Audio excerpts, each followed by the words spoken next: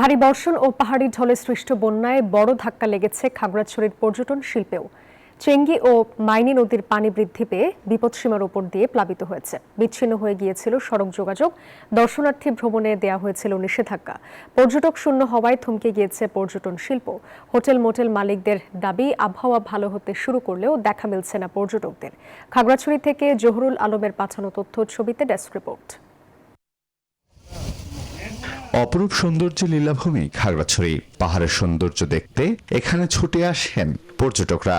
তবে টানা বৃষ্টি আর বৈরী আবহাওয়া পর্যটকরা আসার সাহস করেনি।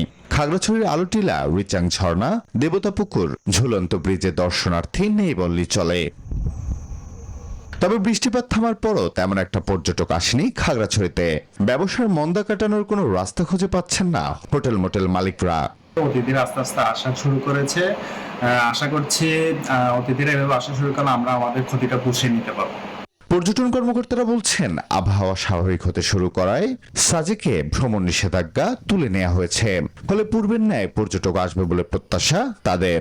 এই টানা 9 দিন বর্ষার কারণে আমাদের পর্যটন খাতে, আমাদের হর্টিকালচার জেলা পার্ক জেলা পরিষদ এবং ট্যুরিস্ট এবং বলেন পর্যটক বলেন, এরা কি বলে যে একদম কম ছিল। বর্ষাস্নাত সবুজ প্রকৃতি দেখতে ছুটে আসবে পর্যটকরা, এমনটাই প্রত্যাশা সংশ্লিষ্টদের। Desk report, news 24।